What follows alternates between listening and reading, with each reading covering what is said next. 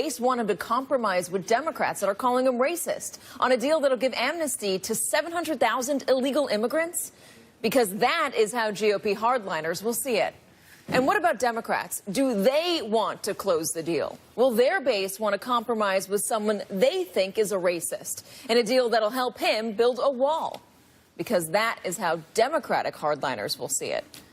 And if there is no deal, it's hard to see how there is no shutdown, at some point at least. Government funding runs out Friday night.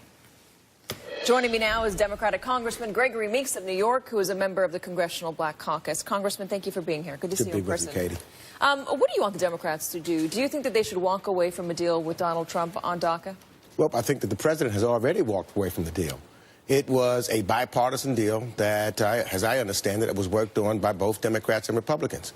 The president had said when he had his television show that he would just, whatever they did in a bipartisan manner, he would sign it. They came to him with a bipartisan bill. He's rejected it. So the president to say Democrats have rejected something is inaccurate. He's lying again. The fact of the matter is he's the one that rejected a bipartisan deal that was struck in a bipartisan manner. Is there any deal that you can make with this president when you have called him a racist? Well, you know, we're getting close to that point because now I've got a vote of conscience. What his statements that he made clearly shows that he wants to make America not great, but want to make America just white by his remarks talking about Norway and getting rid of diversity visas and not explaining or lying about what a diversity visa is. So if that's his motivation, if the president's motivation is to make sure that you're locking out people of color from and poor people and the needy, then there's no deal to be had. You know, and talking about the deal with reference to the fence, well, if the president wasn't lying, then what are we worried about? Because he said the Mexicans are going to pay for it. So he shouldn't be coming to the American people for the money.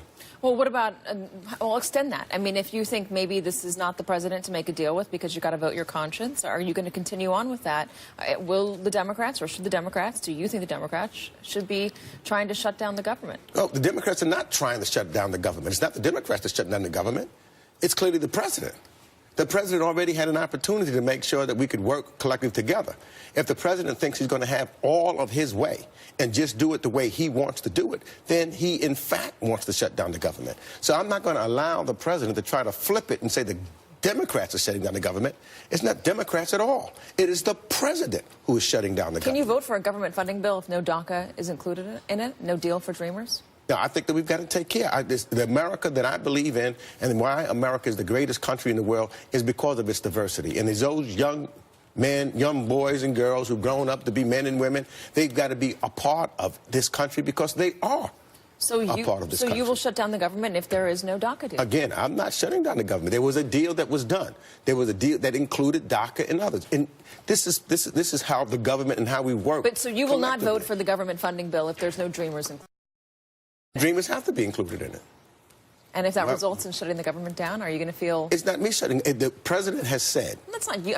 No. Whoever it is shutting it down. If it results in shutting the government down, are you going to be prepared to go to your constituents and say this is the right thing to do? The government can shut down by the inaction of the president and the president continuing to say he would do one thing and does another. He thinks he can manipulate the minds of the American people as well as Democrats to make us think that it's us shutting down the government when clearly it is not.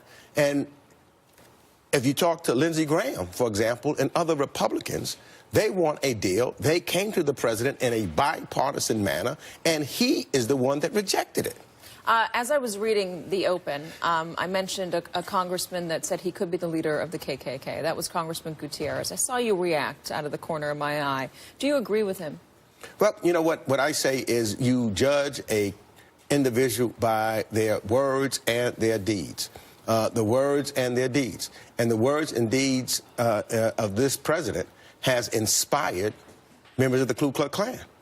It has made them forget their hoods when they were in Charlottesville.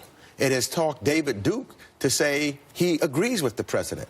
It has empowered those who are neo-Nazis. So the words of this president has inspired individuals from the Ku Klux Klan and other racist organizations. So how do you think Democrats should run? Should they run on the president being a racist?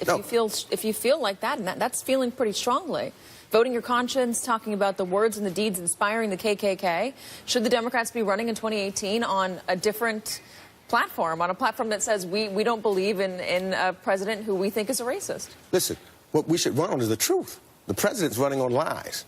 So part of the platform, we're going to run on issues. We're going to talk about how we're going to make the American people's lives better.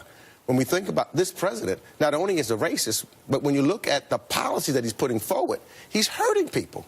And we're going to talk about it. He's not, when you look at health care, nutrition, and education, he's hurting people. So we're going to run on issues, creating jobs. We're going to Are you able to parse that, though? Because Hillary Clinton ran on all of those things in 2016. Why would that be a winning strategy for 2018, to lump all of those things together at once? Because, you know what?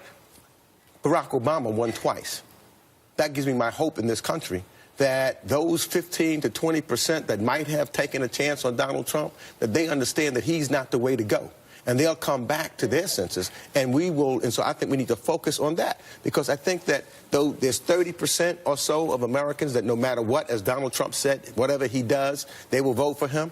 There's 15 to 20% that I believe of Americans who made a mistake, and we all make a mistake in life. They made a mistake. They will realize that mistake and not vote that way again. One last question quickly. You push back on advancing articles of impeachment. Do you feel differently now? No, I think that when you do... You think he's a racist? Oh, there's no... Well, by his actions. But if you think he's a racist, do you think that he's somebody that should be in power, or somebody that Democrats should try to impeach? I don't think that he is a person that is fit to be president. I didn't think that before he got elected, but he did. Now, I think that if Mr. Mueller comes up with some evidence, or, you know, and do some charges, and there's grounds, I think that then he should be impeached. I think that what we need to do is to make sure, because the most important election, as far as I'm concerned, is 2018. Our institutions is what make us strong. So in 2018, if we can win back the House and the Senate, then you have the check and balances within government that intended to make sure that no one had too much power. And we will not then be able to have some of my Republican colleagues whose silence is shocking to me to just go along to get along with the president, and you'll have someone to make sure that they have that balance, and we'll focus on making a difference in 2020. Congressman Gregory Meeks of New York. Congressman, thank you very much for being here. We appreciate your time on this Martin Luther King Day of all days. My pleasure. And on this Martin Luther King Day, we've heard some elected officials